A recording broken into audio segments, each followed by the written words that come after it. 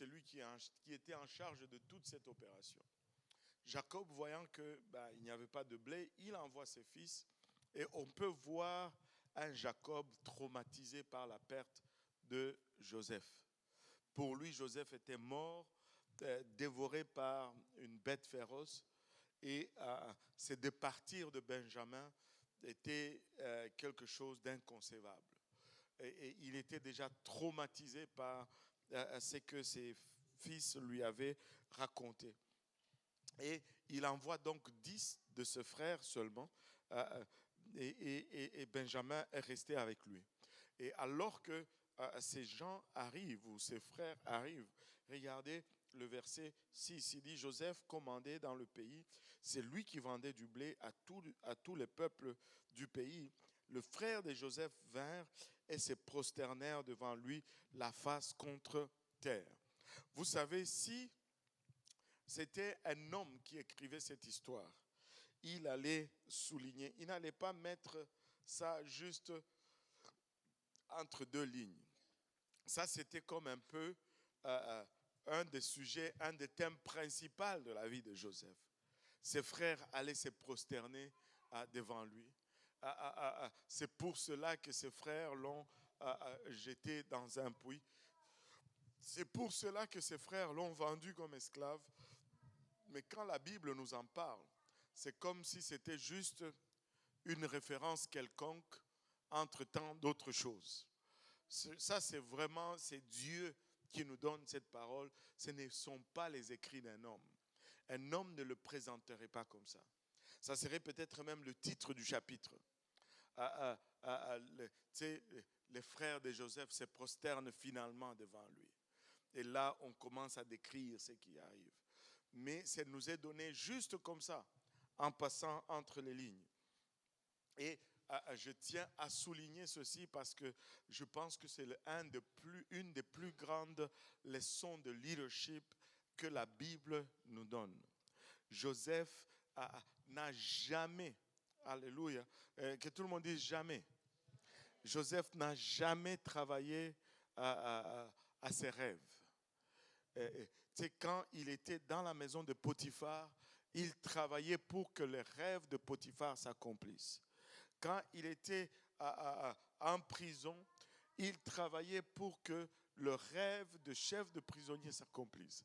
Quand il était dans la maison de Pharaon, il a commencé à travailler pour que les rêves de Pharaon s'accomplissent. Et littéralement, c'est pendant qu'il était en train de travailler à l'accomplissement des rêves de Pharaon que ses rêves à lui se sont accomplis. Que ses frères sont venus finalement et se sont prosternés devant lui. Laisse-moi vous dire ceci, si Dieu te donne un rêve, remercie le Seigneur et continue à le servir.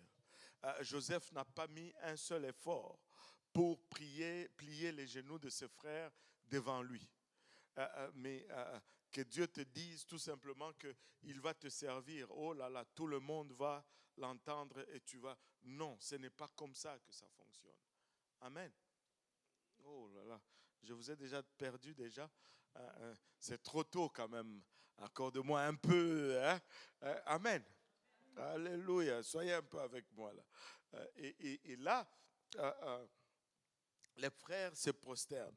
Ils ne réalisent même pas que c'est Joseph. Ils n'ont aucune idée. Et regardez le verset 7.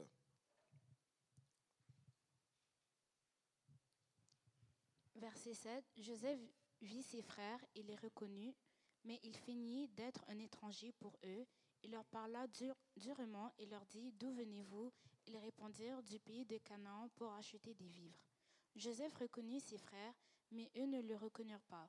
Joseph se souvint des songes qu'il avait eus à leur sujet, et il leur dit: Vous êtes des espions, c'est pour observer les lieux faibles du pays que vous êtes venus.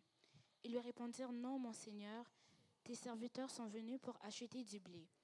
Nous sommes tous fils d'un même homme, nous sommes sincères, tes serviteurs ne sont pas des espions. Et leur dit nullement: c'est pour observer les lieux faibles du pays que vous êtes venus. Ils répondirent: Nous, tes serviteurs, sommes 12 frères, fils d'un même homme au pays de Canaan, et voici le plus jeune est aujourd'hui avec notre père, et il y en a un qui n'est plus. Joseph leur dit, je viens de vous le dire, vous êtes des espions. Voici comment vous serez éprouvés. Par la vie de Pharaon, vous ne sortirez point d'ici que votre jeune frère ne soit venu. Envoyez l'un de vous pour chercher votre frère et vous restez prisonniers. Vos paroles seront éprouvées et je saurai si la vérité est chez vous. Sinon, par la vie de Pharaon, vous êtes des espions. Waouh! Et là, il les accuse. On peut voir que malgré que Joseph est spirituel, on peut voir littéralement qu'il est humain. Il voit ses frères. Lui, il est maintenant habillé comme un prince égyptien. Il parle en égyptien. Il dit quelque chose comme... Et là, ses frères... Là, je vous ai réveillé un peu. Hein? Et là, ses frères ont besoin d'un interprète. Et ses frères ne le reconnaissent même pas. Ils n'ont aucune idée. Ils ne pensent même pas que ça peut être lui. Ça me rappelle une histoire qui est arrivée dans ma famille. Mon grand-père, du côté de ma mère, était dans l'armée. Il était dans l'armée, il était caporal. Il a fait des années dans l'armée, mais il n'est jamais monté de grade, il est resté caporal. Pourtant, c'était un très très bon soldat.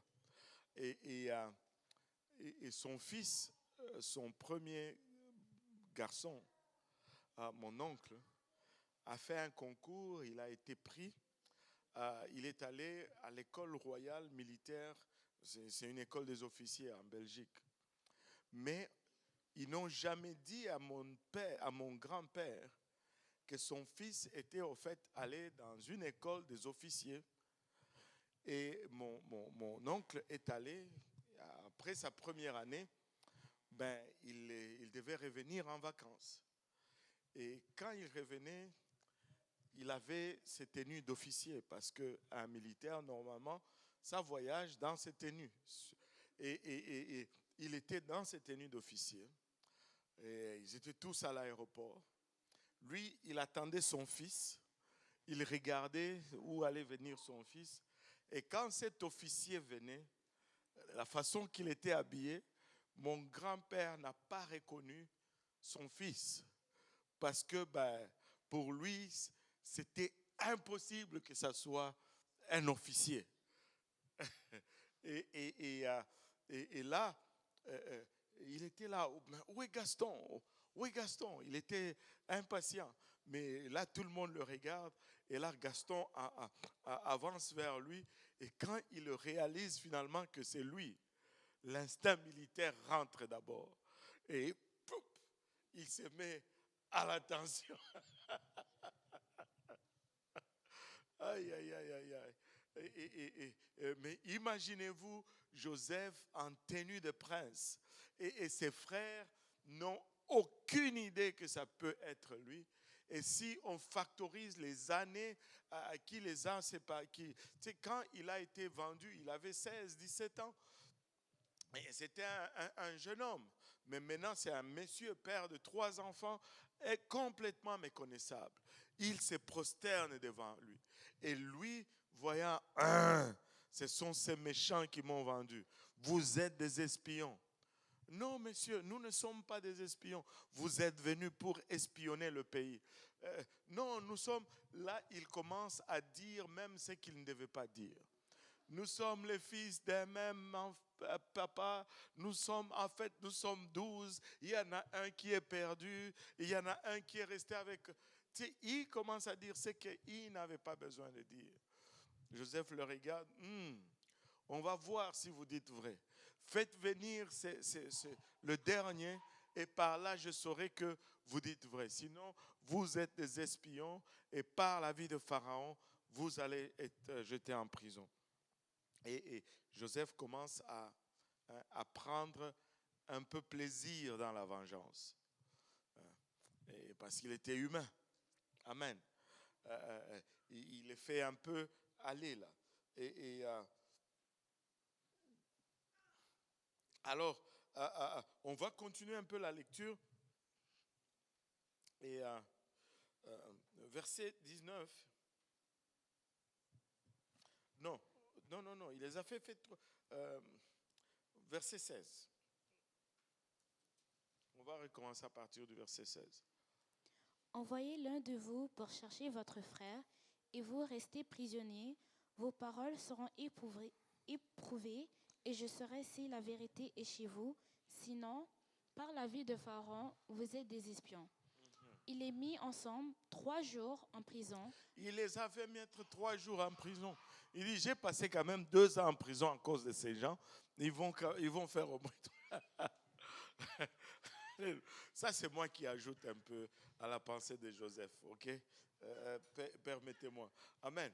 Et 3 jours en prison. Verset 18. Le 3e jour, Joseph leur dit, « Faites ceci et vous vivrez, je crains Dieu.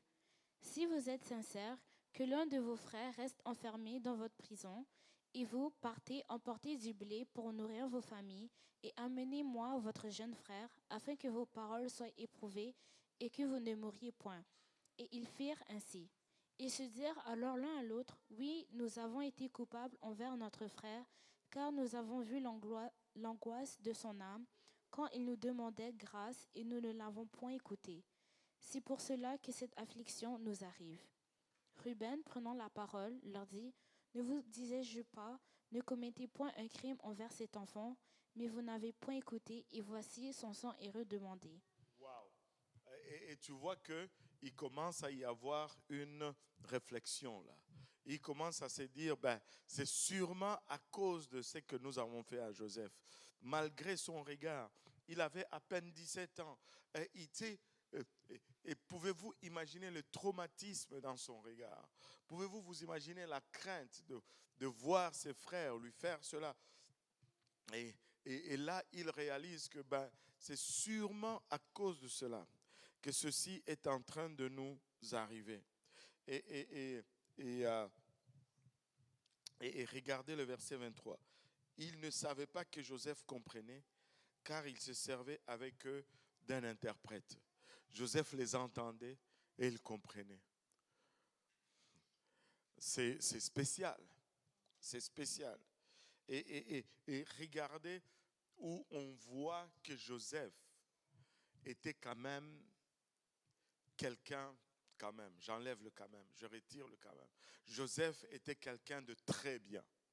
Regardez le verset qui suit, verset 24. Il s'éloigna d'eux pour pleurer, il revint et leur parla, puis il prit parmi eux Simeon et le fit enchaîner sous leurs yeux. Waouh! Il s'éloigne d'eux pour pleurer parce que ce qu'il était en train de faire n'était pas agréable. Probablement nécessaire, mais agréable, pas agréable du tout. Et je vais vous expliquer, je vais revenir sur ce concept. Ce concept revient souvent, mais des fois, il y a une nuance qui nous échappe.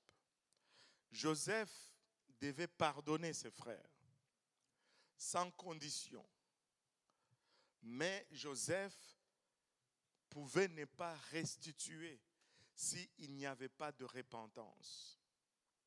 Le pardon, c'est une chose, mais la restitution, c'est une autre chose. Et c'était nécessaire qu'il se rende compte qu'il y a vraiment repentance pour qu'il puisse y avoir restitution. Parce que s'il n'y a pas repentance et qu'il y a restitution, tu vas te faire blesser pour la deuxième fois. Tu vas te faire blesser encore. Tu sais, et l'autre jour, j'avais donné un exemple. C'était qui? C'était le frère Apo encore. Hein? Ouais. J'ai dit, si j'allais par là et que j'arrive là, le frère Apo me gifle. Je voulais sortir par là. Et là, j'ai dit, demain, je vais encore sortir par là. Le frère Apo me gifle. Moi, vous dire que le 3e jour, je ne veux pas sortir par là, je vais sortir par ici. Tu sais, ok, je le pardonne, je ne le gifle pas en retour, mais je ne veux pas me placer à une position qu'il me gifle encore. Amen. Jusqu'à ce que il va me donner la preuve que, bon, il ne va plus faire ça. Peut-être qu'il va venir me voir et m'a dit, oh pasteur, bon, je m'excuse, c'était, je ne sais pas, il y avait un vent qui soufflait derrière ma tête qui m'a fait faire ça. Mais bon, c'est pas, là, je dis, ok, tu es sûr, ok.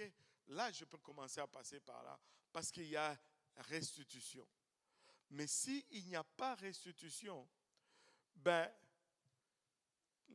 que tu subis encore, c'est toi le problème. Il ne faut pas restituer s'il n'y a pas encore repentance. Mais tu dois pardonner. Parce que la Bible nous dit, pardonne-nous nos offenses comme nous pardonnons aussi à ceux qui nous ont offensés. Donc notre pardon est relié directement à comment nous pardonnons. Allô?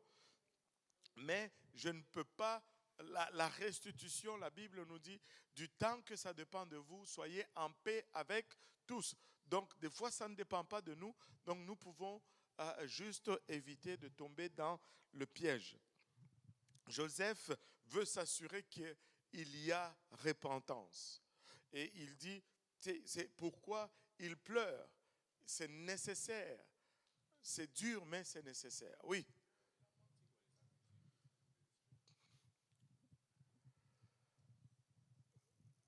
Il a menti en disant que c'était des espions. Ok, bon, si on peut dire qu'il a menti. All right. Bon, il a menti, mais ça ne change rien. Moïse a menti, Abraham a menti, toi tu as menti, moi j'ai menti. C'est pas un problème. Oui. Parce qu'il savait que ce n'est pas vrai, il a dit que ce sont des espions. Bon. Ce n'est même pas, tu peux même pas prendre ça au même niveau qu'Abraham. Abraham dit à sa femme de dire, dis que tu n'es pas ma femme.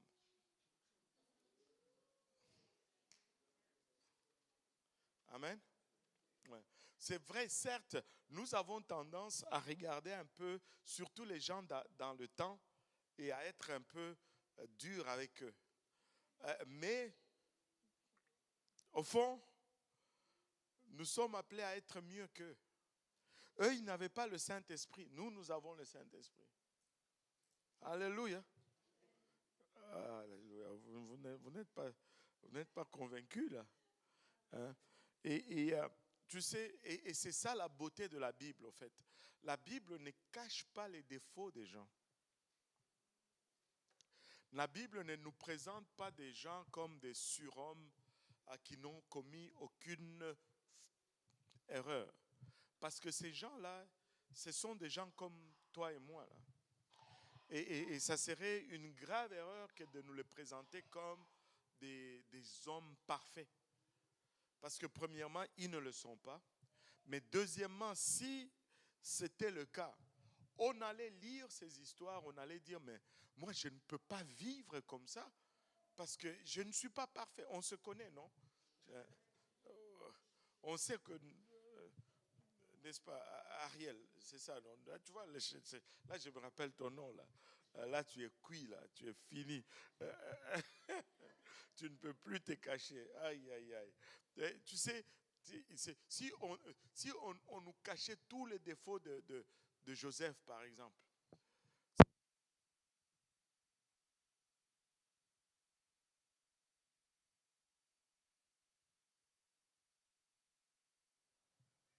Allô, allô? Bon, ça va. Allez, si on cachait toutes les erreurs de Joseph, je ne pourrais pas l'utiliser comme exemple pour enseigner aujourd'hui, parce que dès le départ, nous ne serions pas à la hauteur. On va se regarder, on va dire, oh, moi, déjà, j'ai mes problèmes. Tu sais, peut-être qu'on ne va même pas les dire tout haut. On va juste se les dire dans le cœur. Moi, j'ai mes défauts. Je ne pourrais pas vivre cette vie-là. Ce type est parfait. C'est pourquoi il a fait ces choses. Mais or, personne n'est parfait. tous sont péchés et sont privés de la gloire de Dieu, la Bible nous dit. Et tous, c'est tous. Allô? Alléluia. Et donc, certes, on peut catégoriser ça comme ça. Moi, je n'irai pas jusqu'à cet extrême-là, mais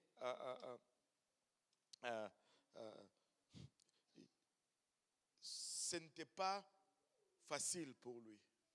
Il a dû s'éloigner pour pleurer parce qu'il aimait ses frères. Il aimait ses frères. Mais toutefois, il devait faire la bonne chose. Alléluia.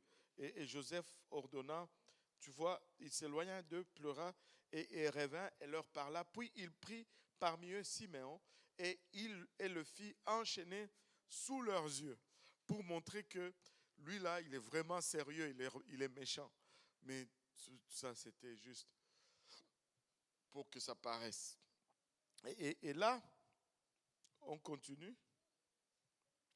Verset 25. Joseph ordonna qu'on remplît de blé leurs sacs, qu'on remit l'argent de chacun dans son sac et qu'on leur donna des provisions pour la route, et l'on fit ainsi.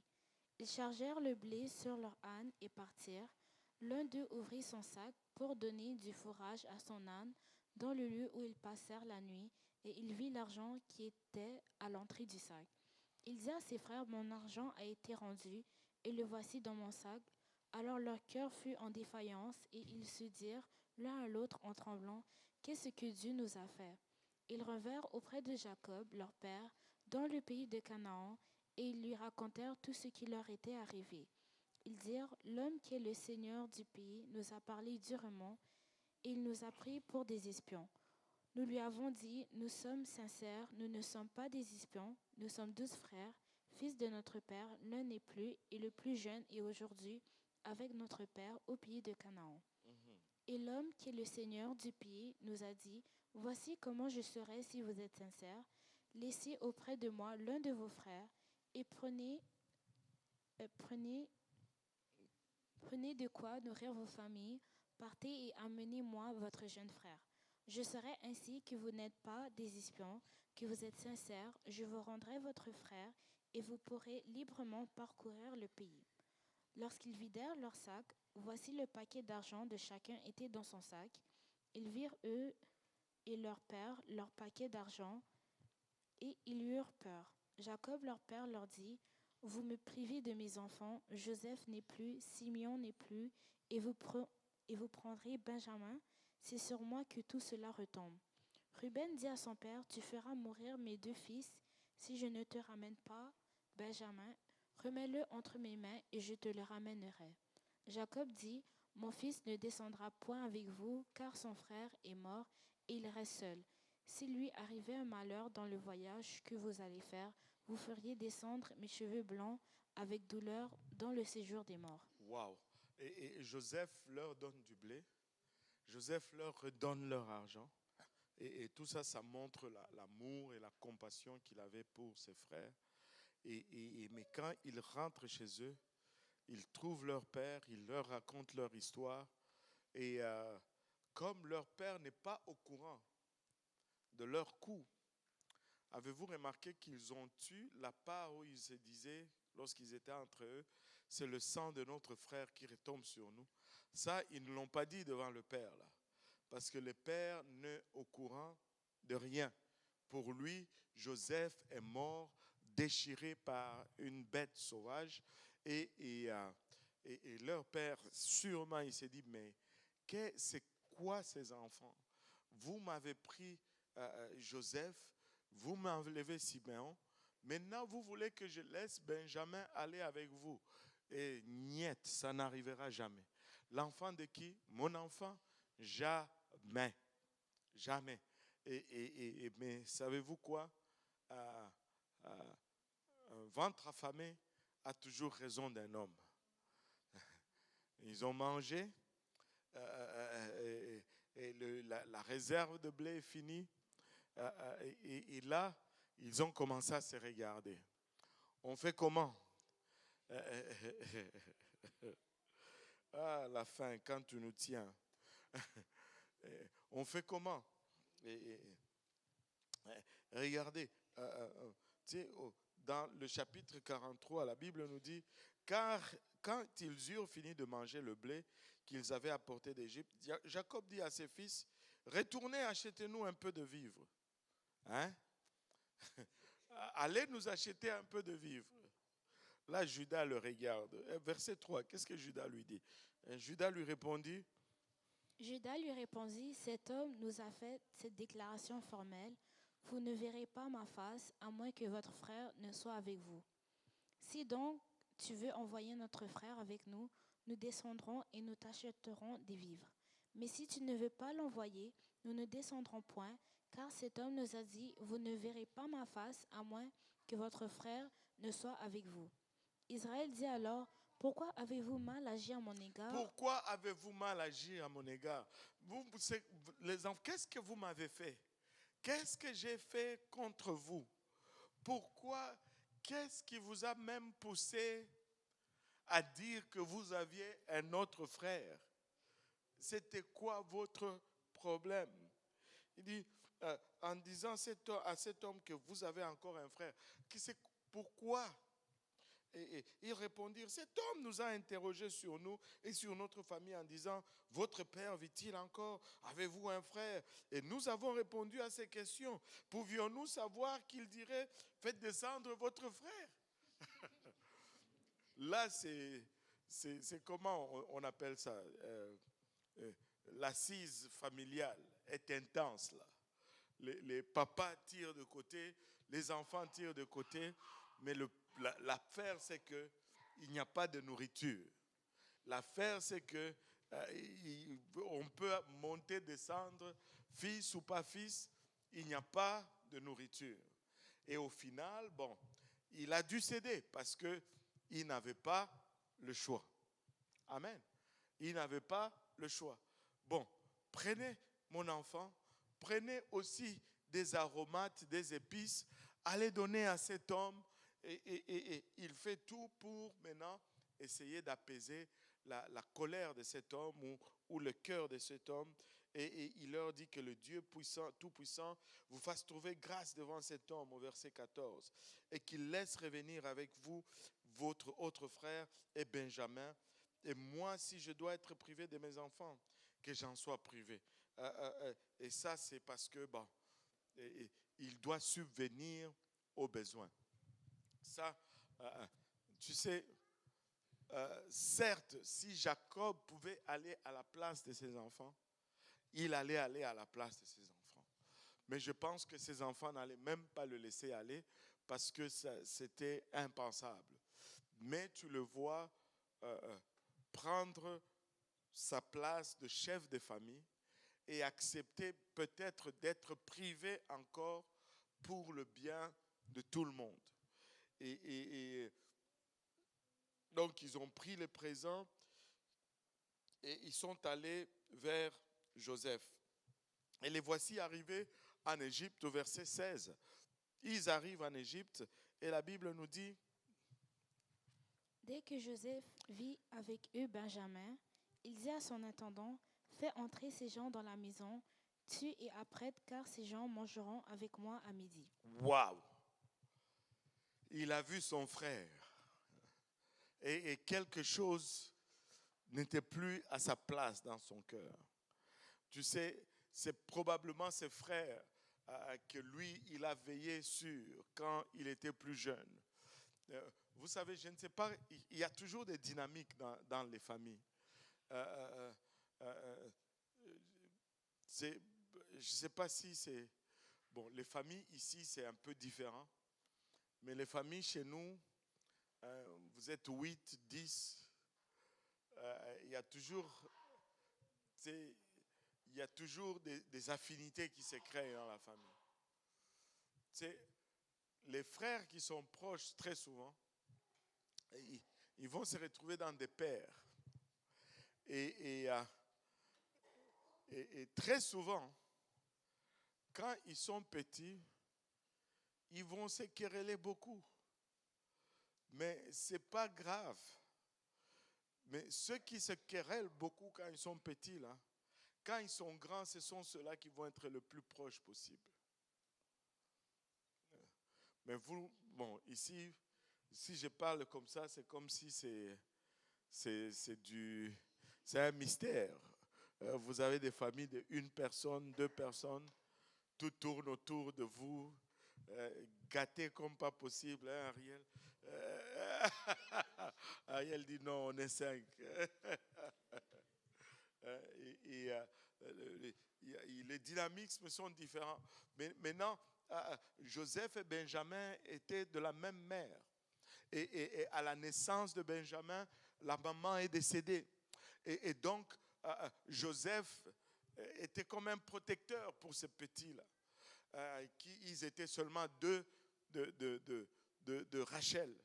Et il y avait une affinité. Et quand il voit Benjamin, son cœur fond. Et tout de suite, il donne l'ordre. Allez égorger et préparer. Ces gens vont manger avec moi à midi. Alléluia. Et là, regardez ce qui suit. Cet homme fit ce que Joseph avait ordonné, et il conduisit ces gens dans la maison de Joseph. Ils eurent peur lorsqu'ils furent conduits à la maison de Joseph, et ils dirent, c'est à cause de l'argent remis l'autre fois dans nos sacs qu'on nous emmène, c'est pour se jeter sur nous, se précipiter sur nous, c'est pour nous prendre comme esclaves et s'emparer de nos âmes. Ah, nos pensées, comme ça peut nous jouer des tours. Hein? Il n'y avait aucune mauvaise intention, mais eux, ils avaient la conscience extrêmement sollicitée. Laissez-moi vous dire, il ne faut pas prêter des intentions aux gens. Ce n'est jamais bon. Allô? Joseph juste voulait faire le bien. Il était content, mais eux, ils étaient ailleurs. Pourquoi? Parce que dans leur tête, il y avait déjà un problème. Il y avait déjà un problème. Et ils s'approchèrent de l'intendant, verset 19. Ils s'approchèrent de l'intendant de la maison de Joseph et lui adressèrent la parole à l'entrée de la maison. Ils dirent, pardon, mon Seigneur, nous sommes déjà descendus une fois pour acheter des vivres. Puis quand nous arrivâmes au lieu où nous devions passer la nuit, nous avons ouvert nos sacs et voici l'argent de chacun était à l'entrée de son sac, notre argent selon son poids. Nous le rapportons avec nous. Nous avons aussi apporté d'autres argents pour acheter des vivres. Nous ne savons pas qui avait mis notre argent dans notre sac. L'intendant répondit, que la paix soit avec vous. Ne craignez rien, c'est votre Dieu, le Dieu de votre Père, qui vous a donné un trésor dans vos sacs. Votre argent m'est parvenu, et il leur amena Siméon. Cet homme les fit entrer dans la maison de Joseph, et leur donna de l'eau, et ils se lavèrent les pieds. Il donna aussi du fourrage à leur âne. Ils préparèrent leurs présents en attendant que Joseph vienne à midi, car on les avait informés qu'il mangerait chez lui. Quand Joseph fut arrivé à la maison, ils lui offrirent les présents qu'il avait apportés, et ils se prosternèrent en terre devant lui. Encore une fois, son rêve se réalise. Et imaginez-vous un peu, Joseph est là, à l'air tout cérémonial, le visage serré, et là, on lui présente ses cadeaux. Mais lui, il sait exactement les noms de tous ses frères, mais il doit garder cette image stoïque. Il reçoit le cadeau et il parle à travers un interprète. Allez, et il donne les cadeaux et l'interprète interprète. Et là, verset 27, on continue. Il leur demanda comment ils se portaient, et il dit, votre vieux père, dont vous avez parlé, est-il en bonne santé? Vit-il encore? Ils répondirent, ton serviteur, notre père, est en bonne santé, il vit encore. Et ils s'inclinèrent et se prosternèrent. Encore. Joseph leva les yeux et jetant un regard sur Benjamin, son frère, fils de sa mère, il dit, est-ce là votre jeune frère dont vous m'avez parlé?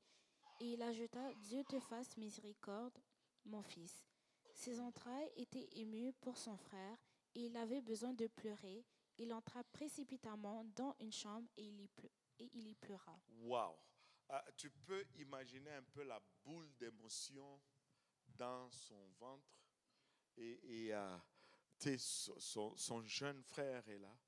avec qui il a été séparé, on ne sait plus les références, 10 ans, 15 ans, et il n'a pas pu se retenir. Et s'il pleurait devant ces gens, il allait tout faire, exposer son plan. Là, il fuit, il va pleurer et il revient. Maintenant, regardez ce qu'il va faire. Après s'être lavé le visage, il en sortit et faisant des efforts pour se contenir, il dit servez à manger. On servit Joseph à part et ses frères à part. Les Égyptiens qui mangeaient avec lui furent aussi servis à part, car les Égyptiens ne pouvaient pas manger avec les Hébreux parce que c'est à leurs yeux une abomination. Mhm. Les frères de Joseph s'assirent en sa présence, le premier-né selon son droit d'aînesse et le plus jeune selon son âge, et ils se regardaient les uns les autres avec étonnement. Joseph leur fit porter des mets qui étaient devant lui, et Benjamin en eut 5 fois plus que les autres. Ils burent et s'égaillèrent avec lui. Wow. Maintenant, regardez, Joseph les place autour de la table selon leur âge. Là, ils se regardent, ils disent, quelque chose n'est pas normal ici. Ça commence à être, comme on dit ici chez nous au Québec, ça commence à être spooky. C'est étrange, c'est mystique, on va dire ça comme ça. Et Joseph, vous savez, l'homme, euh, Joseph donne à son frère, à Benjamin, 5 fois plus qu'il en donne à tous les autres. Laissez-moi vous dire que je peux vous garantir que Benjamin ne pouvait pas manger tout ce qu'on lui donnait. Et même que Joseph savait que Benjamin ne peut pas finir tout cela. Mais c'est ce que la compassion te fait des fois. Tu n'arrives plus à faire une bonne lecture de la situation. Il était tellement ému.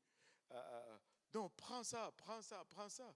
Et tous ces gens étaient dans l'étonnement. C'était un bon moment maintenant. Et tout est détendu. Ah, nous ne sommes plus des espions. Cet homme, alléluia. Et finalement, bon, pour raccourcir un peu l'histoire, ils ont bien mangé. Finalement, ils commencent même à rire et à faire des blagues avec cet Égyptien. Et à la fin, on leur pèse leur blé et ils doivent maintenant rentrer. Phew, finalement, c'était pas si pire. Dieu nous a fait grâce. Nous sommes venus, Siméon, on récupère Siméon, on rentre à la maison, nous avons du blé, nous avons la nourriture.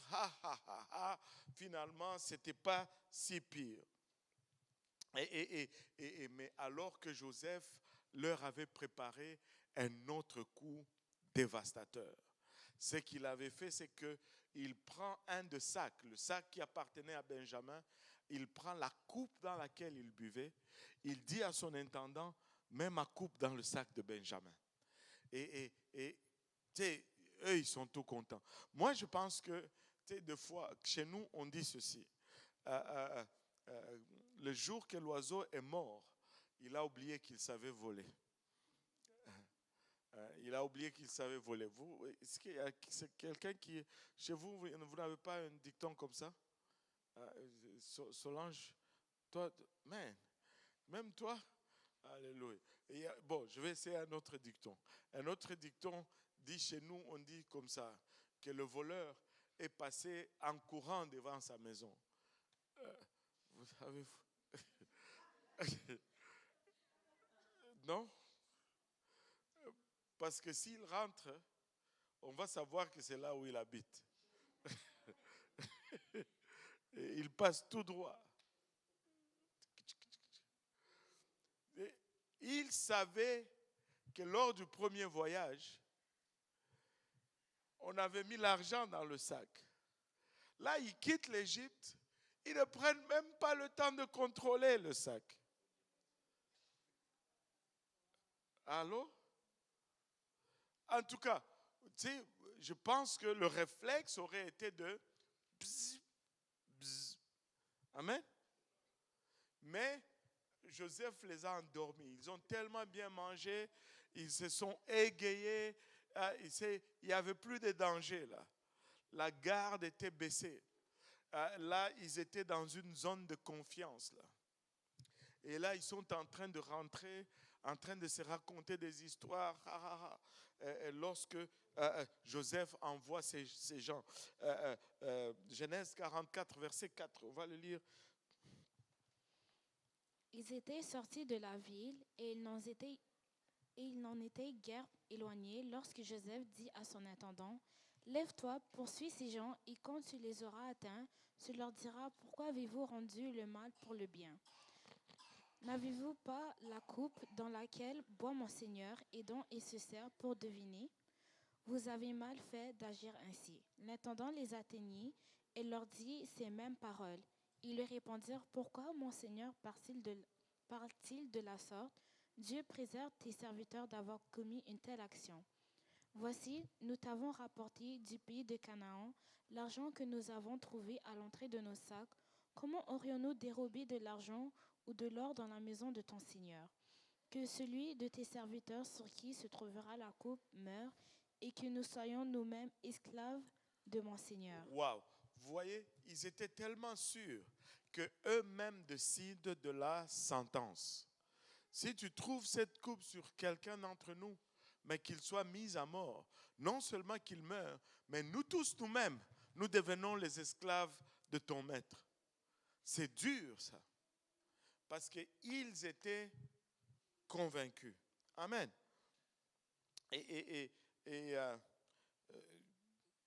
L'intendant répond, voilà, verset 10. Il dit qu'il en soit donc selon vos paroles. On fera selon vos paroles. Celui sur qui se trouvera la coupe sera mon esclave, et vous serez innocents.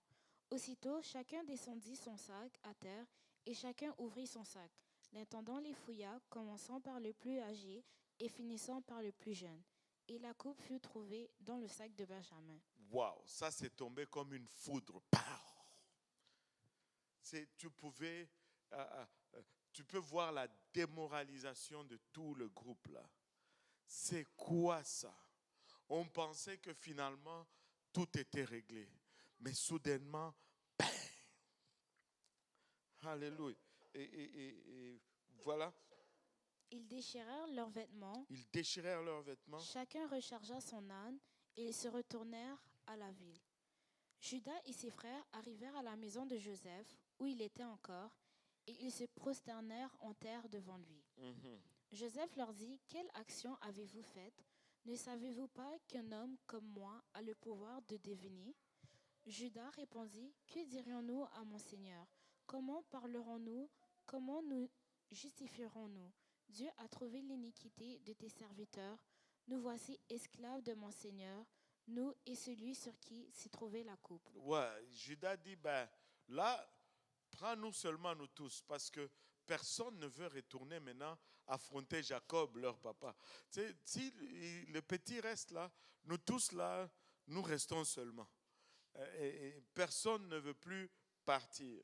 Et maintenant, regardez Joseph. Joseph dit... Et Joseph dit, « Dieu me garde de faire cela. Non, je ne peux pas faire une telle injustice. L'homme sur ce qui la coupe a été trouvée sera mon esclave, mais vous remontez en paix vers votre père. » Vous êtes libre. On ne peut pas punir toute la famille parce qu'un membre de la famille a volé. Vous êtes libre. Ça, ce n'est pas la justice. Loin de moi une telle idée. Vous partez chez vous. Moi, je garde seulement celui qui a volé ma coupe. C'est lui qui reste mon esclave. Et ce qui semble être juste. Mais personne n'allait retourner. Maintenant, regardez ce que Judas va dire. Alors Judas s'approcha de Joseph et dit, « De grâce, mon Seigneur, que ton serviteur puisse faire entendre une parole à mon Seigneur et que sa colère ne s'enflamme point contre ton serviteur, car tu es comme Pharaon. Mon Seigneur a interrogé ses serviteurs en disant, « Avez-vous un père ou un frère? » Nous avons répondu, « Nous avons un vieux père et un jeune frère, enfant de sa vieillesse. Cet enfant avait un frère qui est mort et qui était de la même mère, il reste seul, et son père l'aime. Tu as dit à tes serviteurs, faites-le descendre vers moi, et que je le vois de mes propres yeux. Nous avons répondu à mon Seigneur, l'enfant ne peut pas quitter son père. S'il le quitte, son père mourra. Tu as dit à tes serviteurs, si votre jeune frère ne descend pas avec vous, vous ne reverrez pas ma face. Lorsque nous sommes remontés auprès de ton serviteur, mon père, nous lui avons rapporté les paroles de mon Seigneur. Notre père a dit, retournez, achetez-nous un peu de vivres.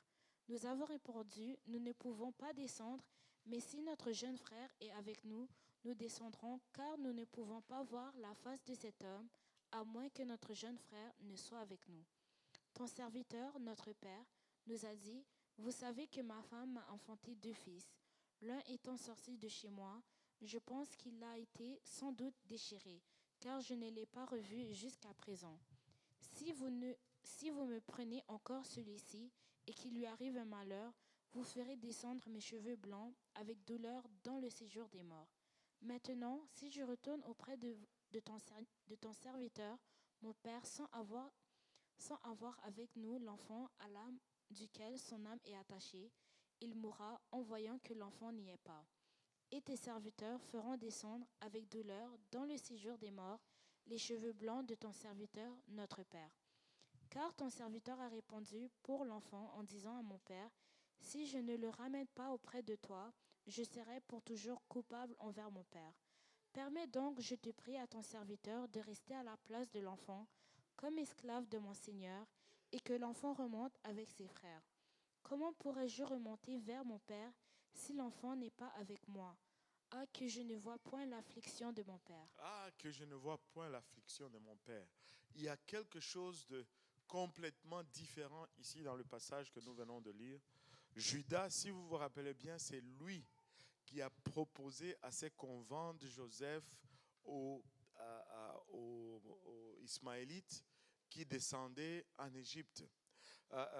Mais aujourd'hui, Judas, c'est celui-là qui est en train de se proposer pour donner sa vie en échange de Benjamin. Il y a une sincère repentance qui est palpable ici, qu'on peut voir. Et les frères de Joseph n'étaient plus les mêmes frères qui l'ont maltraité, qui l'ont fait tous les coups qu'ils lui ont fait. C'était des frères maintenant qui étaient à quelque part, ils ont pris conscience de qui ils étaient, de la famille, et ils sont en train de donner leur vie, littéralement, pour protéger Benjamin, alors que ces mêmes frères étaient prêts à tuer littéralement Joseph. Et Joseph, voyant ces changements, Joseph voyant leur repentance sincère, Joseph voyant ce même Judas prêt à mourir pour Benjamin, Joseph ne pouvait plus se contenir. Joseph, au chapitre 45, la Bible nous dit, Joseph ne pouvait plus se contenir devant tous ceux qui l'entouraient. Il s'écria, faites sortir tout le monde. Et il ne resta personne avec Joseph quand il se fit connaître à ses frères. Il éleva la voix en pleurant. Les Égyptiens l'entendirent et la maison de Pharaon l'entendit. Joseph dit à ses frères, je suis Joseph. Mon père vit-il encore? Mais ses frères ne purent lui répondre car ils étaient troublés en sa présence. Imaginez-vous cet Égyptien qui, boum, leur balance maintenant toute la vérité. Lui balance maintenant toute la vérité. Je suis Joseph, votre frère. Et ses frères ne savent plus s'ils doivent être contents ou s'ils doivent avoir peur. S'ils doivent se réjouir ou s'ils doivent commencer à fuir dans ces lieux-là. Parce que celui-là à qui tu as voulu la mort, c'est celui-là maintenant qui est... écoutez, dans cette vie-là, il faut être gentil. Il faut être correct avec tout le monde. Tu ne sais jamais. Tu ne sais jamais. Tu ne sais jamais. Et là, c'est moi, Joseph, votre frère. Là, ils ne savent plus quoi lui répondre parce qu'ils étaient troublés en sa présence. Joseph dit à ses frères, approchez-vous de moi. Et ils s'approchèrent. Il dit, je suis Joseph, votre frère, que vous avez vendu pour être mené en Égypte. Alléluia. Mais ils ne répondent rien. Ils sont bouche bée, complètement à terre. Et là, Joseph commence à les parler. Maintenant, ne vous affligez pas et ne soyez pas fâchés de m'avoir vendu. Il dit, attends, c'est lui qui devait être fâché. Il dit à ses frères, ne soyez pas fâchés. Quand tu es trop gentil de fois, tu es juste trop gentil. Il dit, ne soyez pas fâchés de m'avoir vendu pour être conduit ici, car c'est pour vous sauver la vie que Dieu m'a envoyé devant vous. Voilà 2 ans que la famine est dans le pays, et pendant 5 années encore, il n'y aura ni labour, ni moisson. C'est lui qui commence à les consoler, à les réconforter. N'ayez pas peur, ne vous fâchez pas, c'est moi Joseph. Au fait, ce que vous avez fait, c'était pour le bien, ce n'était pas pour le mal. Et jusque-là, ils n'ont répondu rien. Et Joseph continue, Dieu m'a envoyé devant vous pour vous faire subsister dans le pays et pour vous faire vivre dans une grande délivrance. Ce n'est donc pas vous qui m'avez envoyé ici, mais c'est Dieu. Il m'a établi père de Pharaon, maître de toute sa maison et gouverneur de tout le pays d'Égypte. Hâtez-vous de remonter auprès de mon père et vous lui direz, ainsi a parlé ton fils Joseph, Dieu m'a établi seigneur de toute l'Égypte. Descends vers moi, ne tarde pas. Et tu sais, ça prenait, jusque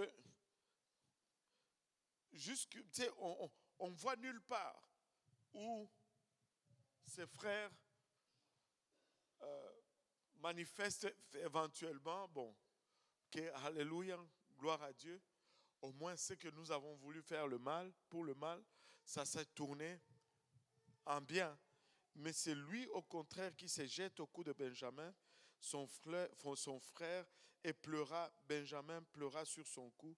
Il embrassa aussi tous ses frères en pleurant, après quoi ses frères s'entretèrent avec lui. Là, le bruit se répand partout. Joseph a retrouvé ses frères. Joseph a retrouvé ses frères. Il envoie plein de cadeaux à son père Jacob. Et quand ses frères et Benjamin arrivent, et là, ils disent finalement à Jacob, Joseph est vivant. La Bible nous dit que Jacob ne l'a pas cru. Mais c'est seulement quand il a vu les présents que Joseph avait envoyés qu'il a cru. Permettez-moi de suggérer une chose ici. Jacob connaissait son fils Joseph. Ce n'était pas que les présents ou les cadeaux étaient importants. Mais il savait que seul Joseph est capable de faire un tel geste. Seul Joseph est capable de faire un tel geste. Et puis on peut le voir dans le caractère de Joseph. Il était toujours celui qui s'est préoccupé du bien-être de tout le monde autour de lui. Et là, il dit, venez en Égypte, vous allez vous installer dans les deltas du Nil qu'on appelait Goshen à l'époque. Et là, parce qu'il y a encore 5 ans de famine. Et ici, près de moi, je vais vous nourrir. C'est ainsi que Israël a rassemblé à tous ceux qui étaient avec lui. Et ils sont partis de la terre promise pour quitter la terre promise et aller en Égypte. Et c'était supposé être pour 5 ans. C'était supposé être pour 5 ans. Le temps que la famine passe et ils devaient retourner en Égypte. Amen. Parce que l'Égypte, c'était plutôt, ils ne devaient pas retourner en Égypte, à Canaan. Amen. Parce que Canaan, c'était la terre promise. Canaan, c'était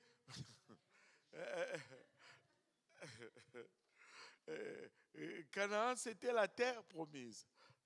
Canaan, c'était là où Dieu leur a dit d'aller. Nous, Dieu nous a dit de venir au Canada. Maintenant, c'est presque la même chose. C'est, Dieu leur a dit allez à Canaan, c'est là votre terre promise. L'Égypte, c'était supposé être quelque chose de temporaire. Pour un temps, et ils sont supposés retourner à Canaan. Mais ils sont partis de là, ils sont partis, regardez, Genèse 46, verset 27.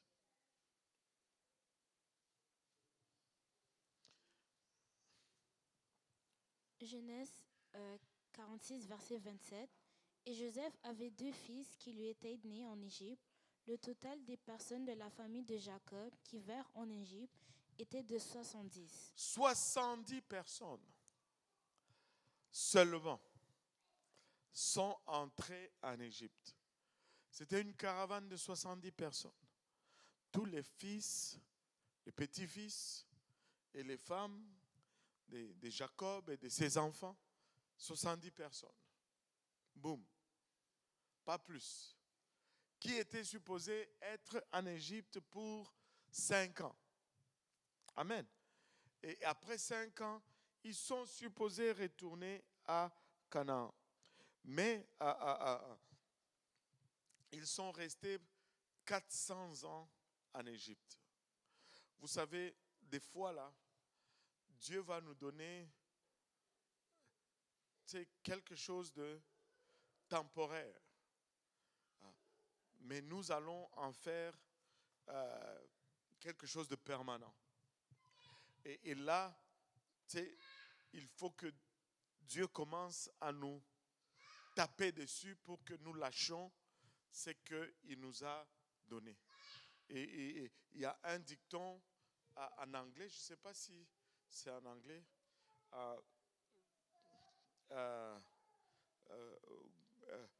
It is good is the enemy of better, ou quelque chose comme ça. C'est bon, c'est vraiment ce qui empêche le meilleur. Il ne faut pas s'arrêter à bon. Il faut aspirer au meilleur.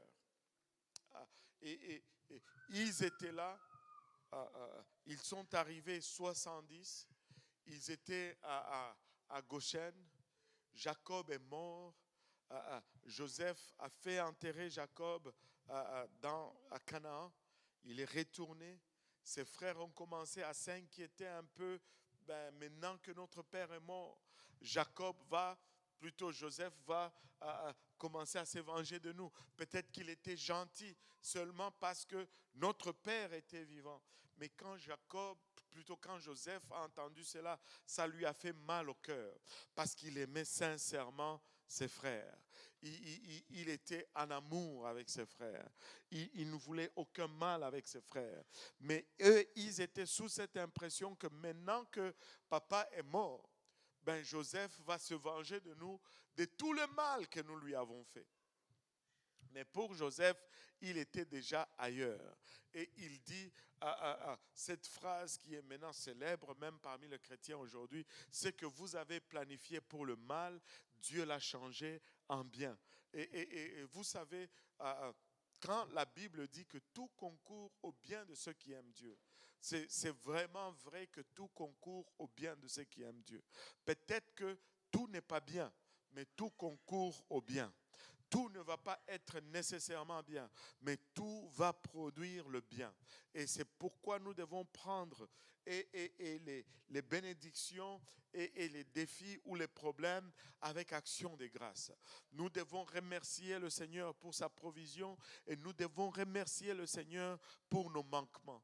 Nous devons remercier le Seigneur pour les choses duquel il nous délivre. Mais nous devons remercier le Seigneur également des choses duquel il ne nous délivre pas. Et nous devons juste être reconnaissants et rendre grâce à Dieu pour toute chose. Mais si nous endurons et que nous gardons très souvent, c'est notre attitude qui va faire que même ce qui était pas bon, que le Seigneur allait tourner en bien, n'arrive jamais à tourner en bien parce que notre attitude sent mauvais. Nous avons juste une mauvaise attitude. Nous ne voulons pas cela. Amen. Nous ne voulons pas cela. Et finalement, Joseph aussi est mort. Il a été enterré en Égypte. Mais ces gens qui étaient là maintenant étaient habitués littéralement. La Bible nous parle. Ils nous disent qu'ils ont aimé l'ail et les oignons d'Égypte au point d'oublier la terre promise. À cause de l'ail et à cause de l'oignon, ils sont restés plus longtemps qu'ils ne devaient rester dans la terre promise. Et très souvent, ça va être littéralement ça.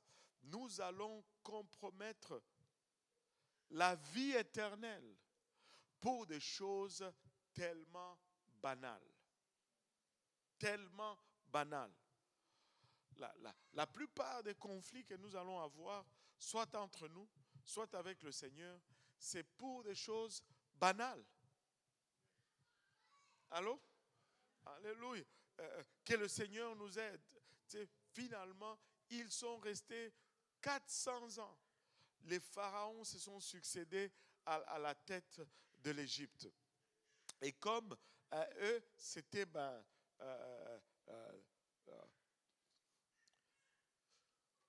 à l'époque, je cherche une façon de dire. Bref, ils se sont multipliés. Amen. Des 70 personnes qui sont entrées en Égypte, on se retrouve à avoir des millions. Leur recensement, les gens qui sont sortis de l'Égypte, la Bible nous dit qu'il y avait 620 000 hommes qui avaient 20 ans et plus, capables de faire la guerre.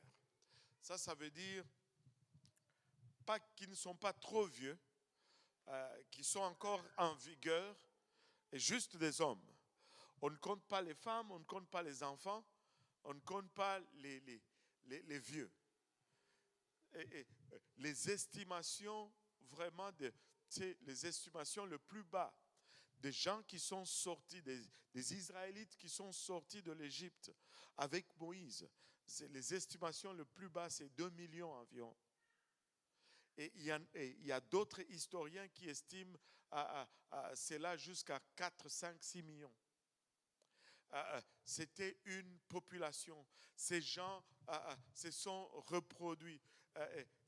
On dirait que ça ne change pas. Avez-vous remarqué que c'est toujours les immigrants qui ont plus d'enfants? Il y a ces choses qui ne changent jamais. Les locaux, bon, ils vont être tranquilles, mais les immigrants, oh maman nangaye.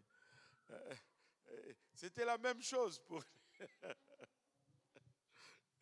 et Israël a grandi, grandi, grandi, au point où les Égyptiens le regardent, ils commencent à dire, ça commence à être un danger maintenant. Si les ennemis viennent nous faire la guerre et que tous ces immigrants se mettent avec nos ennemis là, nous sommes finis. Et il faut qu'on trouve un moyen de les opprimer. Et là, ils ont mis en place un système d'esclavage. Tous les Israélites étaient soumis à des travaux durs et forcés pour atténuer leur croissance. Mais littéralement, la Bible nous dit que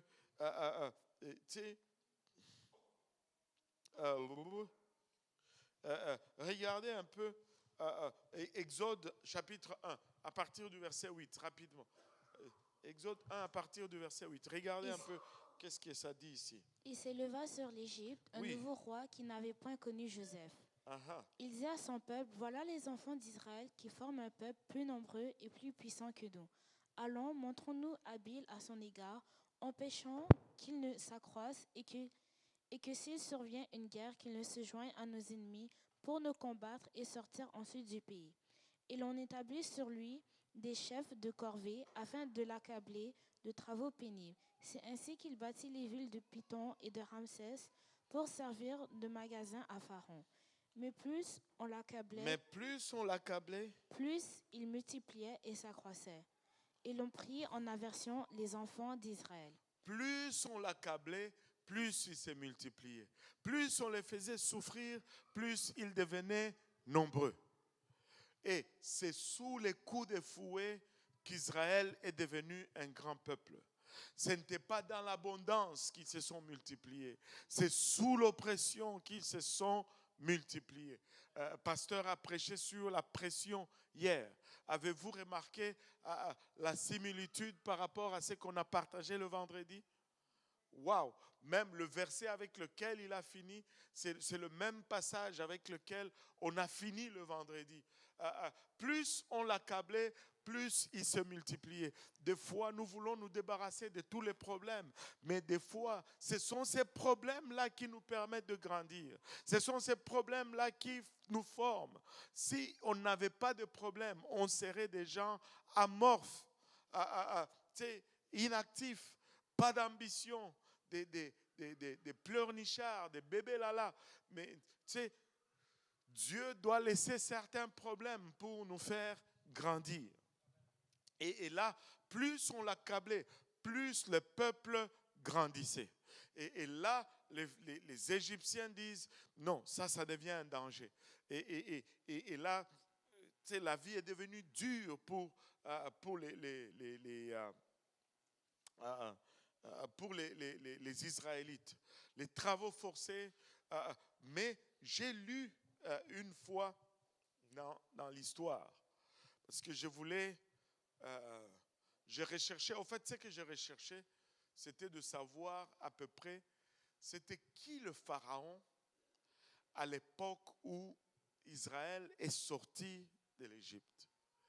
Et selon ce que j'ai lu à gauche et à droite, le pharaon qui était à l'époque de Moïse ou qui était à l'époque de la sortie du peuple d'Israël, c'était Ramsès II. Maintenant, l'histoire dit que Ramsès II avait une grande armée de 29 000 personnes. 29 000 personnes. Ça, c'était son armée. Amen. Mais la Bible nous dit que les gens qui sont sortis d'Égypte, ils étaient 620 000 hommes de 20 ans et plus capables de faire la guerre. Maintenant, permettez-moi de vous poser une question. Comment est-ce que 29 000 hommes ont pu garder en esclavage 620 000 hommes?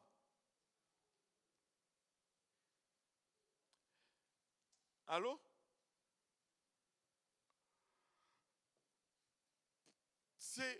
Il n'y a qu'une seule réponse à cette question. C'est que Israël avait déjà oublié qui il était. Israël, c'était comme ils disent un peu le truc avec la grenouille. Si tu la mets dans l'eau froide sur un poêle et que tu commences à chauffer l'eau, et elle va mourir là dans l'eau. Parce que quand la température change tranquillement, elle, je ne sais pas si elle ne s'en rend pas compte. C'est quoi l'histoire? Elle ne comprend pas. Elle s'habitue jusqu'à ce que... Il ne faut pas s'habituer à certaines choses. Amen. Il faut refuser de s'habituer à certaines choses. Et ils ont littéralement oublié qui ils étaient. Tu sais, on a fait, je ne sais pas si vous vous rappelez, la série qu'on a fait avec le Bishop Kuhn sur la nature de Dieu, l'école des disciples, l'école de la parole, voilà. School of Scripture. L'école, anyway, cette affaire quoi. En mois de juin, là. Ouais, God 101. Voilà. Et là, il avait dit quelque chose qui m'a marqué dans cet enseignement. Je ne sais pas si vous allez vous en rappeler. Il a dit que le peuple d'Israël, la Bible ne dit pas qu'il criait à Dieu. Il criait tout simplement et Dieu a dit finalement juste entendre. Ils ont perdu leur identité là. Ils ne savaient plus qui ils étaient. C'est une place triste lorsque nous arrivons à une place où nous ne savons plus qui nous sommes. Et malheureusement, la plupart d'entre nous chrétiens, nous vivons de cette façon. Nous ne savons pas qui nous sommes. Une feuille qui tombe, oh, tu paniques. Une assiette qui bouge dans la cuisine, hey, au nom de Jésus, le sang. Calme-toi, c'est juste une assiette qui était mal placée. Ça, c'est la peur qui te fait réagir comme ça. Ce n'est pas l'autorité, c'est la peur. C'est la peur. C'est la peur. Nous vivons tellement. Écoutez, si le diable pouvait nous tuer, on serait déjà tous morts. On serait déjà tous morts. Nous ne vivons pas par la grâce du diable. Nous vivons par la grâce de Dieu. Si nous sommes vivants, nous le devons à Dieu et à lui tout seul. Et nous pouvons vivre avec cette confiance. Écoutez, je ne suis pas en train de vous dire, nous sommes très forts, nous allons marcher sur les rues et provoquer tout le monde. Démon, qui es-tu? Non, ce n'est pas ça. Mais nous ne voulons pas vivre non plus sous la peur. Ça, ce n'est pas la foi, c'est la peur. C'est la peur. Vivons avec assurance.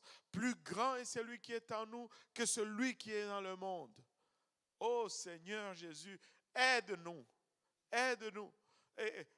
Moindre rêve, panique. Moindre observation, panique. Non. Nous avons l'autorité au nom de Jésus-Christ. Nous pouvons vivre avec assurance au nom de Jésus-Christ. Marchons avec assurance. Vivons avec assurance. Dieu nous a mis dans le royaume pour un temps comme celui-ci. Si ce n'était... Combien sont venus en voiture ici? 1, 2, 3, 4, 5, 6, 7, 8. Si c'était la volonté du diable tout simplement, toutes nos 8 ou 9 voitures là allaient s'empiler dans un accident juste au coin de Poirier et O'Brien. Et il allait montrer à tout le monde comment c'est lui qui est au contrôle.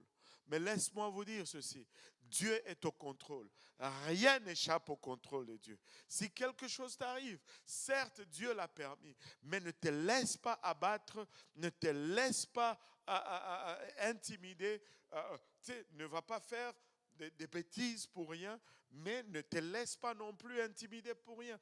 Quand c'est le temps de dormir, dors et repose-toi. Dans le nom de Jésus, dors. Je me rappelle, je vais raconter cette histoire et je vais essayer de conclure. C'est qui? Billy Cole. J'ai déjà raconté cette histoire, je vais la raconter encore. Billy Cole, il était, je pense, à Singapour ou en Thaïlande. Il est allé faire une croisade. Billy Cole, Dieu l'a utilisé puissamment dans plusieurs... Dieu l'a utilisé puissamment, cet homme-là. Et il était là, il a prêché première soirée. Et si vous savez de qui je parle, vous allez comprendre, parce qu'il était vraiment massif, il était gros. Et il était fatigué, il est rentré à l'hôtel, il est allé dormir. Il dit, il monte sur le lit, il dort, littéralement un démon commence à bouger son lit pour le déranger. Là, il se réveille, il se dit, Seigneur, moi, j'ai plus besoin de repos que de chasser le démon à cette heure-ci. Là. Et il dit, je sais que tu es là et que tout ce que tu veux, c'est que de m'empêcher de dormir. Mais moi, ce que j'ai besoin, c'est de dormir parce que demain matin, je dois enseigner. fais ce que tu veux, mais moi, je dors. Il s'est endormi. Et demain matin, il était là encore. Certains d'entre nous, vous avez même peur de dormir parce que vous dites, oh, demain, je ne veux pas me réveiller. Non! S'il faut dormir, dors. Si c'est... Allô? Oh Seigneur Jésus. Vis avec assurance. Vis avec assurance. Ou bien Dieu est le plus puissant, ou bien il ne l'est pas. Allô? Si vous croyez vraiment dans ce Jésus que vous prêchez, agissez en conséquence. Allô? Oh Seigneur Jésus. J'ai le un quart du groupe là. Agissez en conséquence. Alléluia. Soyez rassurés. Dieu est au contrôle. Alléluia. Amen. Dieu est au contrôle. Vivez à la hauteur de Dieu.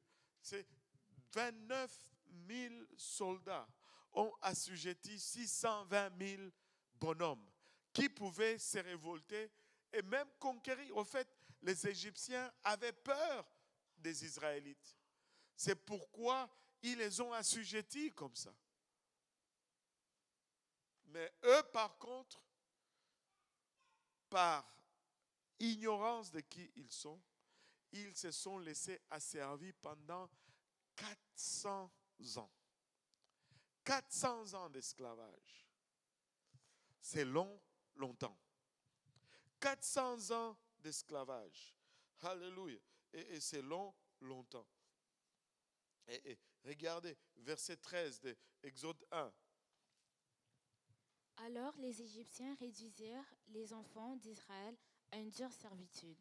Ils leur rendirent la vie amère par de rudes travaux en argile et en briques et par tous les ouvrages des champs, et c'était avec cruauté qu'ils leur imposaient toutes ces charges.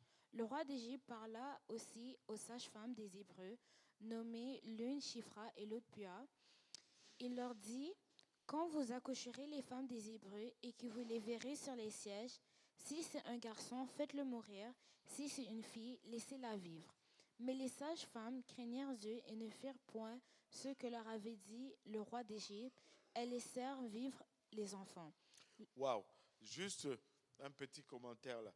Les deux femmes s'appelaient Shifra et je n'ai jamais vu un chrétien nommer sa fille Pua. Pourquoi?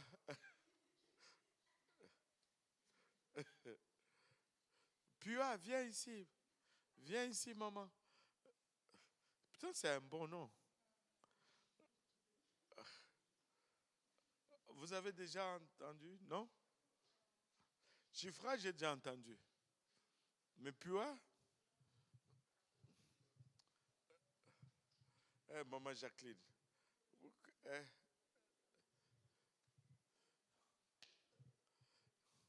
C'est un nom biblique.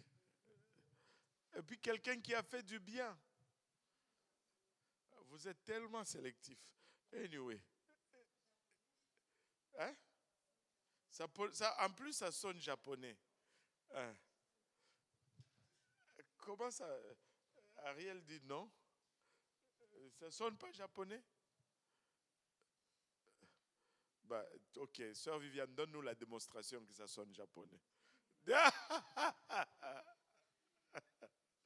Ah là là.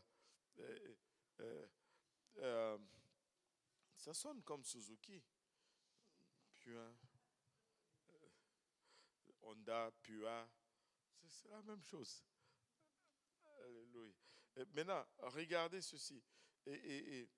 Pharaon dit: tuez les garçons quand ils naissent. Laissez vivre les filles. Mais les sages-femmes craignirent Dieu et ne le firent pas. Au verset 18.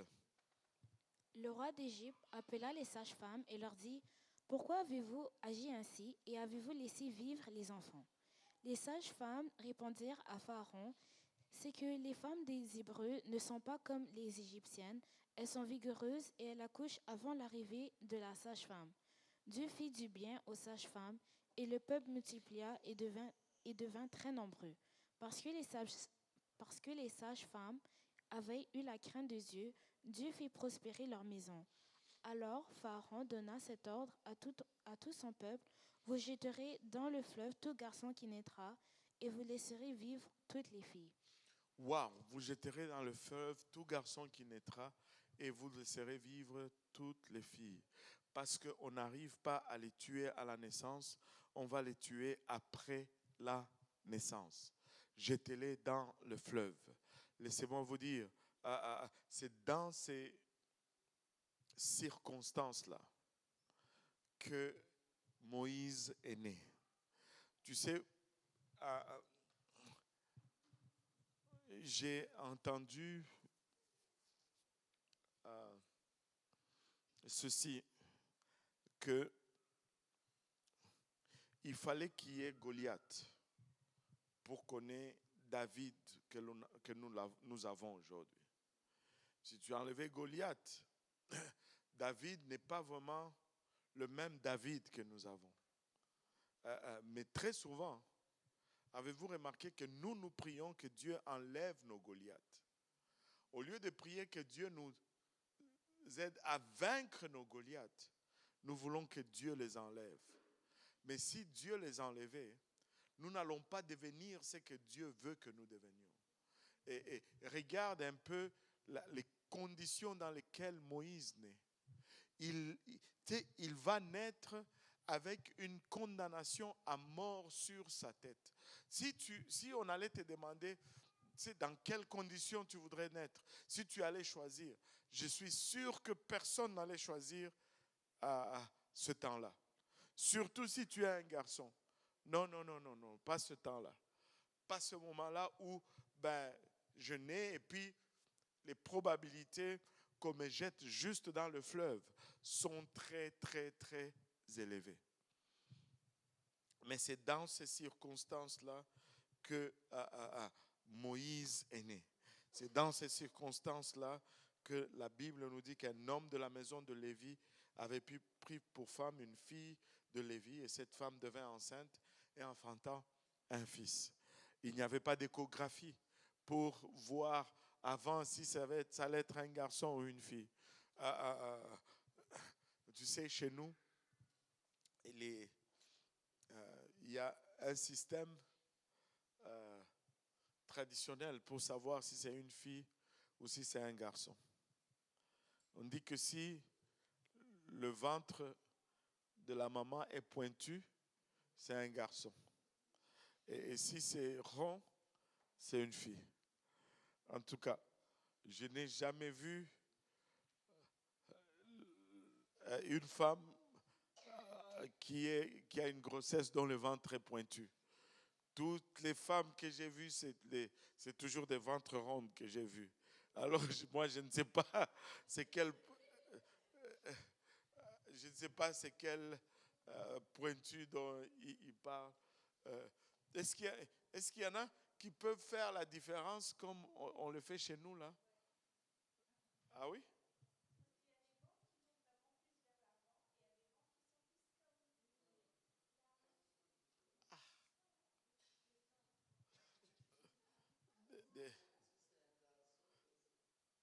Parce que moi, je n'ai jamais vu un ventre pointu là. Toutes les... En tout cas, et des fois, ils vont dire, ben, tu vois là, le ventre pointu. Je regarde bien, mais c'est rond. Je n'ai jamais vu le ventre pointu là. Mais imaginez-vous un peu cette femme qui tombe enceinte, déjà tombée enceinte dans une période comme ça, c'est une crise à la maison. Amen. C'est une crise. Mais elle devait enceinte, puis elle accoucha un enfant. Regardez un peu le verset 2 d'Exode 2. Lis un peu le verset 2 d'Exode 2. J'aime beaucoup lire. Ce verset m'impressionne beaucoup. Voilà. Exode 2, verset 2. Cette femme devint enceinte et enfanta un fils. Elle vit qu'il était beau Elle vit qu'il était beau. et elle le cacha pendant 3 mois. Attends. Elle vit qu'il était beau. As-tu déjà vu une maman qui ne voit pas que son fils est beau? Allô? Elle vit qu'il était beau. Toutes les mamans trouvent leur bébé beau. Amen. Oh, vous n'êtes pas d'accord? Toutes les mamans. Le petit peut être... Oh, je ne sais pas si vous avez vu cette vidéo. Il y a une vidéo qu'on m'a envoyée là. C'est comme... ils font un tour. C'est une fille qui fait un tour à sa mère et à ses tantes. Elle met vraiment la photo d'un bébé tellement laid là. Elle montre et dit, oh, regarde le bébé de tel. Et puis la maman est comme, oh, qu'est-ce qui lui est arrivé? Parce que le bébé est vraiment moche. Et puis là, il dit, non, non, maman, c'est FaceTime, elle est en direct. On dit, oh, qu'il est cute. Quel mensonge, quelle hypocrisie. Mais le bébé peut être comment? Il faut tout simplement dire qu'il est beau. Amen. Il faut tout simplement dire qu'il est beau. Tous les bébés sont beaux. Amen. Aïe, aïe, aïe. Et là, moi personnellement, je doute un peu. Et tu quand un bébé, oh, je vais avoir des problèmes avec ça, c'est sûr. Quand un bébé commence à atteindre 3 mois, 4 mois, on peut dire que c'est beau. Mais avant ça, ils ont toutes des rides, des fois les peaux qui s'écaillent, leur couleur, des fois c'est violet, c'est comme, tu vois l'affaire là, tu dis ok, bon, c'est correct. Arrêtez, c'est comme, alléluia, amen, gloire à Dieu. Mais peut-être à 3 mois, j'accorde, ça commence à être beau, tu as envie de mordre la joue, mais tu n'as pas envie de mordre la joue quand il a 1 semaine là. C'est comme, c'est pas la même chose. Anyway, je vais avoir des problèmes là. Hein? C'est la vérité. Bon, au moins la sœur Solange me dit vrai. Il y a quelqu'un qui n'est pas d'accord là. C'est sûrement une maman avec un bébé. Aïe, aïe, aïe. Ils sont déjà... Parce qu'à la naissance, là, c'est comme s'ils ne sont même pas pleins dans la peau, là. On dirait qu'il y a des vides dans la peau.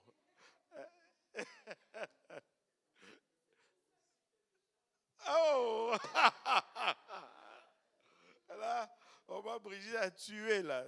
C'est ça même, la beauté, là. Hein? Comme on dit, la beauté se trouve dans les yeux de celui qui regarde. Amen. Alléluia. Donc, les bébés sont beaux, on va dire ça. C'est beau. Donc, cette maman a trouvé que son fils était beau et elle le cachait pendant 3 mois. C'est sûr que c'est à 3 mois qu'elle a commencé à dire qu'il était beau. Anyway. Elle l'a caché pendant 3 mois. 3 mois. Et regardez au verset 3. Ne pouvant plus le cacher, elle prit une caisse de jonc qu'elle enduisit de bitume et de pois. Elle y mit l'enfant et le déposa parmi les roseaux sur le bord du fleuve. Sur le bord du fleuve. Waouh! Maintenant, regardez un peu le paradoxe ici. Pharaon dit, tout garçon qui naît, on va jeter dans le fleuve. Et la maman qui voit son bébé, elle fait un panier, elle cache le bébé dedans et elle va mettre sur le fleuve.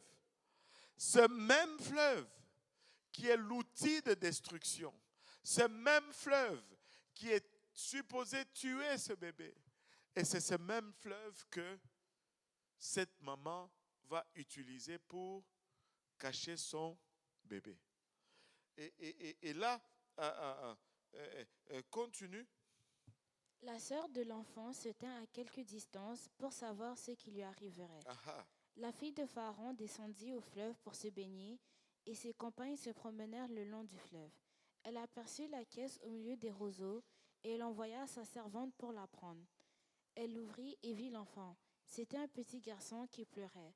Elle en eut pitié et elle dit, c'est un enfant des Hébreux. Alors la sœur de l'enfant dit à la fille de Pharaon, veux-tu que j'aille te chercher une nourrice parmi les femmes des Hébreux pour allaiter cet enfant? Va, lui répondit la fille de Pharaon, et la jeune fille alla chercher la mère de l'enfant. La fille de Pharaon lui dit, emporte cet enfant et allaite-le-moi, je te donnerai ton salaire. La femme prit l'enfant et l'allaita. Quand il eut grandi, elle amena la fille de Pharaon, et il fut pour elle comme un fils. Elle lui donna le nom de Moïse, car, dit-elle, je l'ai retiré des eaux. Wow. Maintenant, décortiquons ceci et puis on va conclure pour aujourd'hui. Et cette femme voit que son bébé grandit. Elle fait ce panier et le met là-dedans. Elle le met sur le fleuve. Le fleuve qui était supposé être l'outil de destruction pour ce garçon qui venait de naître. Mais elle va poser cet enfant sur ce même fleuve. Et là, la fille de Pharaon qui allait se baigner voit le panier. Elle fait venir le panier, on ouvre, c'est un bébé qui pleure. Et elle regarde, elle dit, oh, c'est un enfant des Hébreux. Elle regarde juste ce bébé garçon, elle dit, c'est un enfant des Hébreux. Maintenant, j'ai toujours posé cette question, comment est-ce qu'elle a su que c'était un enfant des Hébreux? Très souvent, les gens vont dire, ah, à cause des tissus qu'il y avait là-dedans. Parce qu'ils vont dire, tu sais, ils vont regarder le film là. La Bible, le film, ce n'est pas la Bible. Amen. Ah, c'est comme ça dans la Bible, dans le film. Non, nous, on ne se base pas sur le film. On se base sur la Bible. Il n'y a qu'une seule chose qui permet à Pharaon, à la fille de Pharaon de détecter cela, c'est que c'était un petit bébé circoncis. Il était circoncis. Il voit, oh, c'est un petit garçon. Ah, c'est un Hébreu parce qu'il est circoncis. Et les Hébreux faisaient la circoncision au 8e jour. Au 8e jour. Et là, la sœur s'approche et dit, veux-tu que je te cherche une nourrice auprès des Hébreux pour nourrir ce bébé? Et la fille de Pharaon va. Et là, elle va chercher sa mère qui vient. Et elle dit, la fille de Pharaon dit littéralement à la maman, va m'allaiter cet enfant et je vais te donner un salaire pour. Et là, vous croyez que c'est l'ego qui a inventé les allocations familiales? Non, c'est Dieu qui a inventé les allocations familiales. Cette femme s'est fait payer pour allaiter son propre bébé. Et cet outil qui était supposé être l'outil même de destruction pour Moïse est devenu l'outil de salut pour Moïse. C'est que Pharaon a décrété qu'on va utiliser pour tuer les garçons, le bébé garçon hébreu. C'est ce que Dieu a utilisé pour épargner ce bébé garçon qui allait délivrer les Hébreux de la main des Égyptiens. Et laissez-moi vous dire, n'essayez pas toujours d'enlever tous les galères dans votre vie. Tu sais, certaines choses, au lieu de demander la délivrance, demandons plutôt à Dieu de nous aider à grandir là-dedans et à vaincre cela. C'est peut-être l'outil même que Dieu va utiliser, qui sait, pour t'amener là où il veut t'amener. N'essayez pas toujours d'être délivré de toute épreuve. Essayez plutôt d'apprendre de l'épreuve. Amen. Alléluia. Et là, Moïse est nourri par sa mère. Sûrement, ils ont placé des gardes égyptiens parce que maintenant, ça, c'est un bébé qui est sous la protection de la fille de Pharaon. Aucun autre soldat ne pouvait venir le prendre et le jeter dans l'eau parce que celui-là, la main de Dieu est sur lui. Amen. On va laisser un peu la mère de Moïse, Jochebed, rester avec son bébé pour une autre semaine avant qu'on le fasse grandir et qu'on le voit faire autre chose. Amen. Est-ce qu'il y a des questions par rapport à aujourd'hui?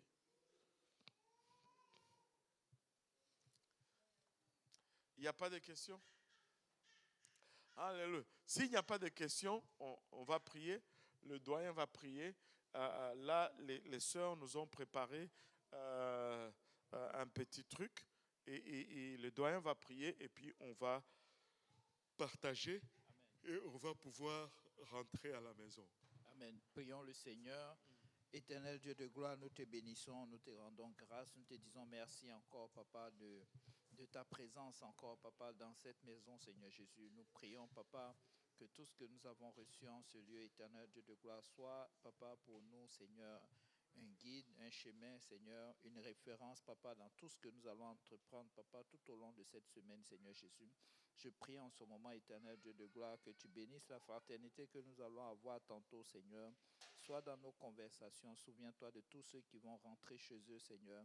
Que ta main soit sur eux et que la prochaine fois, nous soyons encore plus nombreux pour bénir et glorifier ton Saint-Nom et que toute la gloire te revienne. Que le peuple de Dieu dise au nom de Jésus. Au nom de Jésus.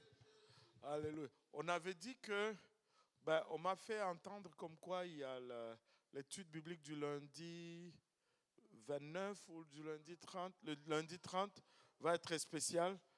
Alléluia. Ça va commencer tôt. Il y aura l'enseignement, mais bien sûr, il y aura aussi un moment de fraternité. Il y aura des quiz bibliques. Je ne sais pas s'il va y avoir une table de tennis ou des choses comme ça. Mais 17h, et on va être avec beaucoup de... tous nos autres frères et sœurs vont venir d'ailleurs et on va juste passer un bon moment de fraternité pour conclure l'année 2024. Lundi 30, invitez quelqu'un. Amen.